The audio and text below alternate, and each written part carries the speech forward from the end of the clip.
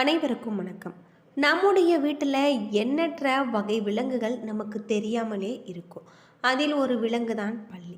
இந்த பல்லி நம்முடைய வீட்டில் இருந்து கொசுக்கள் பூச்சிகளை ஒழித்து நமக்கு நன்மைகளை செய்கிறது.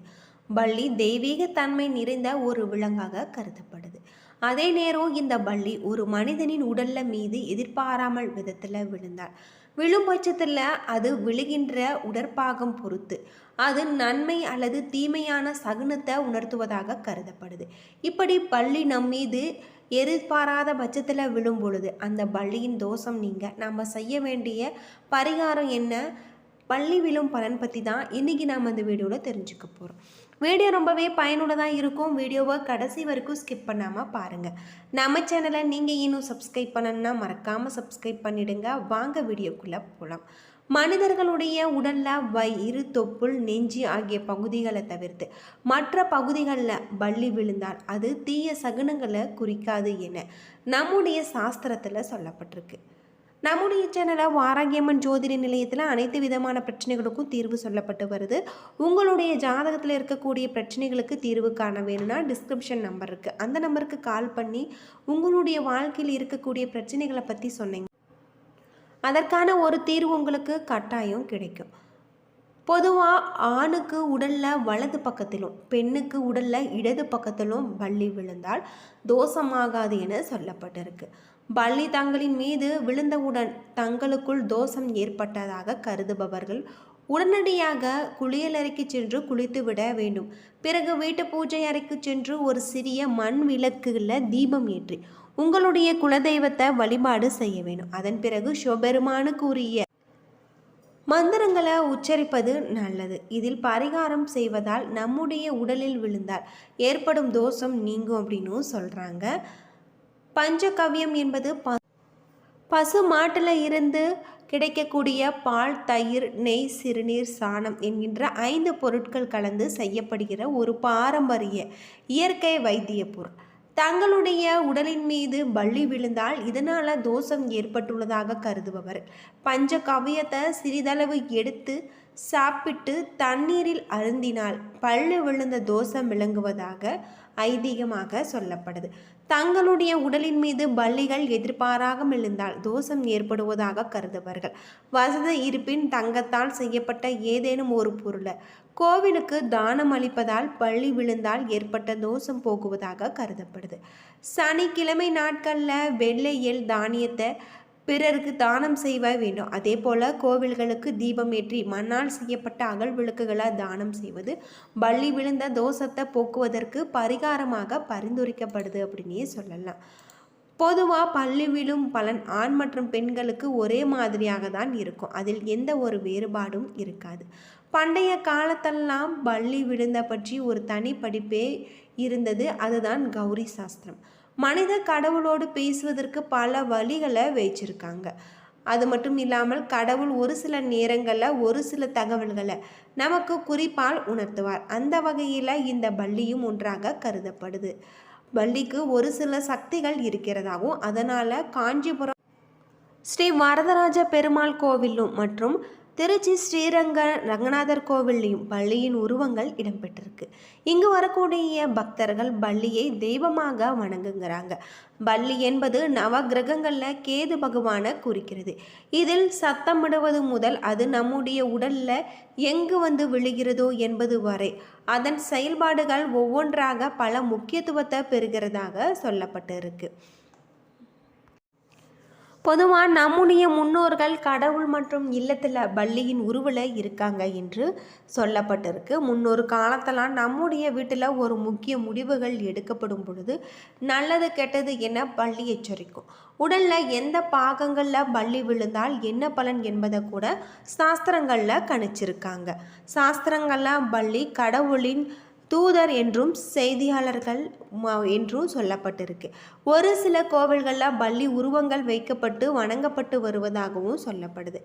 நெற்றியின் மீது பல்லி விழுந்தால் நல்ல சகுனமாக பார்க்கப்படுது. நெற்றியின் இடது பகுதியில் விழுந்தால் கீர்த்தி கிட்டும் என்றும், வலது நெற்றியில் விழுந்தால் லட்சுமி கலாட்சம் ஏற்படும் என சொல்லப்படுது. பல்லி தலையில் விழாமல் தலை முடியில் பட்டு விழுந்தால் ஏதேனும் ஒரு வகையில் நன்மை நிகழும் என சொல்லப்பட்டிருக்கு. இதனால் சுகம், பட்டாபிஷேகம், லாபம் போன்ற நல்ல பலன்கள் ஏற்படலாம். முகத்தில் பல்லி விழுந்தால் அவர்கள் வீட்டிற்கும் உறவினர்களுடைய வருகை இருக்கும் என அர்த்தம். புருவத்தில் பல்லி விழுந்தால் ராஜ பதவி என்றும் உயர் பதவியில் உள்ளவர்களிடமிருந்து உதவி கிடைக்கும் என்றும் சொல்லப்பட்டிருக்கு. அதே கண்கள் அல்லது கன்னங்களின் மீது பல்லி விழுந்தால் அபசகுணம். இதனால் பிள்ளைகளுக்கு பிரச்சனை, வியாதி, கண்டம் போன்ற தீய பலன்கள் ஏற்படக்கூடும் அப்படின்னு சொல்லப்படுது. உடலில் இடது கை அல்லது வலது கையில் பல்லி விழுந்தால் அன்றைய தினம் முழுவதுமே மிகுந்த மகிழ்ச்சி கிடைச்சிருக்கு. உடலில் வலது கை அல்லது வலது காலில் பல்லி விழுந்தால் அன்றைய தினம் உடல்நல பிரச்சனைகள் ஏற்பட வாய்ப்பு இருக்குது. பாதத்தில் பல்லி விழுந்தால் வரும் காலத்தில் நீங்கள் வெளிநாடு பயணம் செல்ல வாய்ப்பு இருக்குது. தொப்புள் பகுதியில் பல்லி விழுந்தால் மிகவும் விலை மதிப்புமிக்க பொருட்களும் தங்கம், வைரம், வைடூரியம், ரத்தினம் போன்ற பொருட்கள் வாங்கக்கூடிய வாய்ப்புகள் கிடைச்சிருக்கு. தொடைப்பகுதியில் பல்லி விழுந்தால் அவர்களுடைய பெற்றோருக்கு வருத்தத்தை ஏற்படுத்தும் செயல்களை செய்வீங்க. மார்பின் மீது பல்லி விழுந்தால் லாபம் கிடைச்சிருக்கு. இடது மார்பின் மீது பல்லி விழுந்தால் சுகம் கிடைக்கும் அப்படின்னும் சொல்லப்படுது. இடது பக்க கழுத்து பகுதியில் பல்லி விழுந்தால் காரிய வெற்றி உண்டாகலாம். வலது கழுத்தில் பல்லி விழுந்தால் அடுத்தவருடன் பகை ஏற்படலாம். ஒவ்வொரு திசையிலுமே பல்லி ஏற்படுத்தும் சத்தத்தை வைத்து நமது பண்டைய கால ஜோதிடர்கள் நல்ல அல்லது தீய பலன்கள் என்னென்ன என்பதை கணித்து வச்சிருக்காங்க. கிழக்கு திசையில் பல்லி விழுந்தால் வீட்டில் சத்தம் போட்டால் ராகு கிரகத்தின் தன்மை என்று பொருள். இது மட்டும் இல்லாமல் வீட்டிற்கு நல்லது அல்ல. இதனால் நம்முடைய மனதில் பயம், கெட்ட செய்திகள் வரக்கூடும். தென்கிழக்கு திசையில் பல்லி சத்தம் போட்டால் வீட்டில் ஏதாவது பிரச்சனை அல்லது கலவரம் ஏற்பட வாய்ப்பு இருக்குது. ஒரு சில நாட்களில் கெட்ட செய்திகள் வரலாம். பல்லி சத்தம் போட்டால் சுப காரியங்கள் நடக்கும். உங்களது வீட்டிற்கு நல்ல செய்திகள் வரும் அப்படின்னும் சொல்லப்பட்டிருக்கு. தென்மேற்கு திசையில் பல்லி சத்தம் போட்டால் விருந்தினர்கள் வருவாங்க. உங்களுக்கு லாபம் கிடைக்கவும் வாய்ப்பு உண்டு.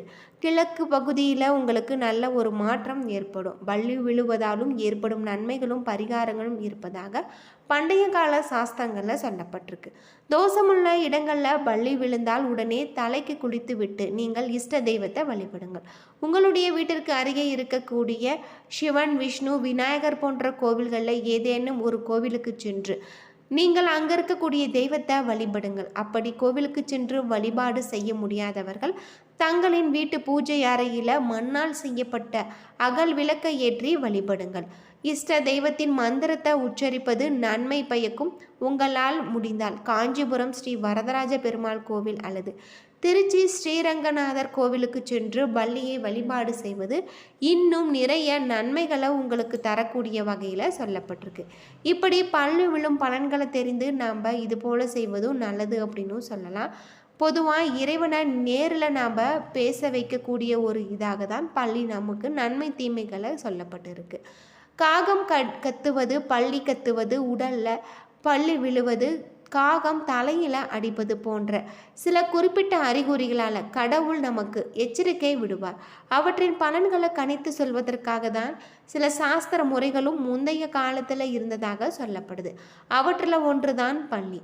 சாஸ்திர முறைப்படி மட்டுமின்றி ஆன்மீக ரீதியான வழிபாட்டிலும் பல்லிக்கு முக்கிய இடம் வலிக்கிறதாகவும் சொல்லப்படுது. இறைவனின் முக்கியமான விஷயமாக குறிப்பிடும் பொழுது பல்லி சத்தமிட்டால் நம்முடைய வேண்டுதல் நிச்சயம் நிறைவேறும்.